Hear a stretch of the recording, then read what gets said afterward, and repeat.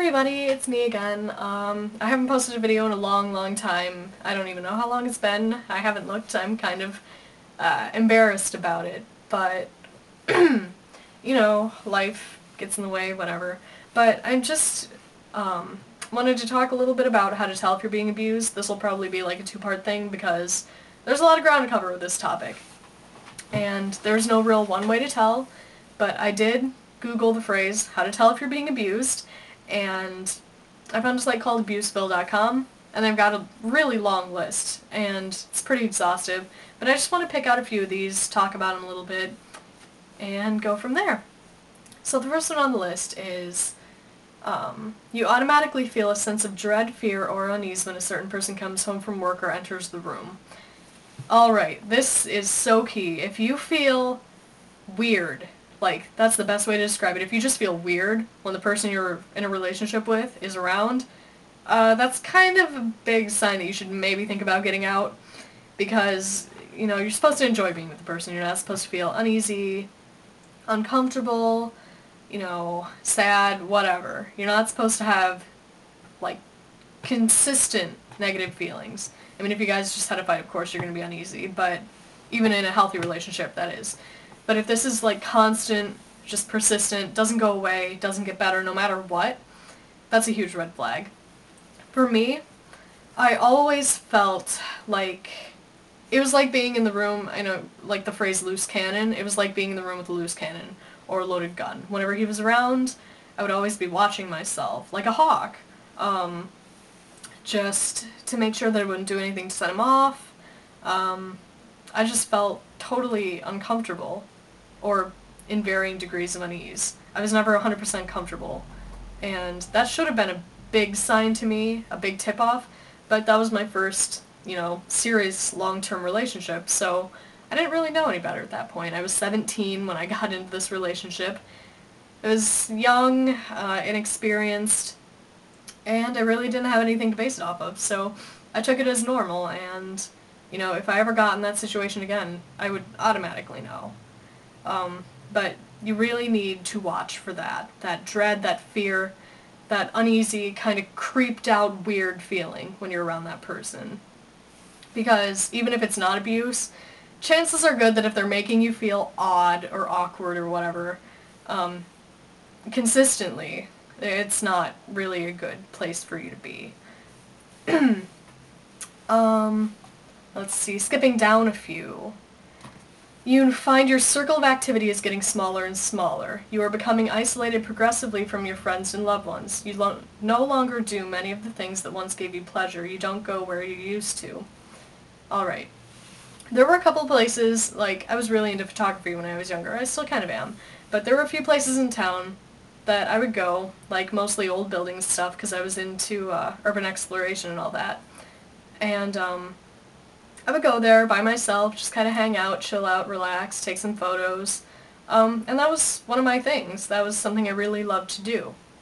When I got into the relationship with this guy, I couldn't do it anymore, because he would always, you know, get suspicious that I was out meeting some other guy, even though by that point I didn't have any male friends. I didn't really know any guys anymore, because I just cut them off. It was easier to not have to deal with it. But everything that I used to love doing, for one reason or another, to him was unacceptable.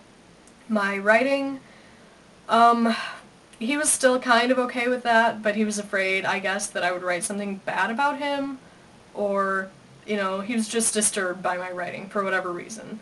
I mean, I know some of my fiction is kind of dark, but it's not like, oh, my life sucks, I'm gonna kill myself, or, oh, I'm writing a fictional story about this girl cheating on a guy. No, it was nothing like that. The best way I can describe this one is, if they don't like you doing something, ask them why, and if they don't have a good reason, just don't really do anything right away. Don't, like, make any impulsive decisions, but think about it for a while, you know, kind of let it sit in your brain, go, and just kind of keep this mental log of things that are going on. I'm not saying be paranoid, but if you notice anything unusual going on, and, like, the other person telling you not to do something, not telling you why, look for that, because that's a big flag. the last one I'm going to cover, because I don't want this video to get too long, is you catch yourself altering your thoughts to please or avoid displeasing the other person. And then the one right above that is you don't express your opinions or feelings as much as you did before. It doesn't seem safe. They now seem unimportant, or it would only cause trouble. Okay, those two go together, and I'm bringing this up because that goes right along with the unease that I talked about near the beginning of this video, you know. You constantly watch what you say. You're always kind of tiptoeing around the other person. It's like living in the middle of a minefield, basically, because you never know what's going to set them off. Even if you manage to avoid one trigger, there's going to be another one. I mean, with abusers, it's like you can never make them happy, no matter what you do. You can follow every single one of the rules, and they would still find something to make your life miserable about. So, you know, I just want you guys to know that you have the right to think, feel, you know, whatever.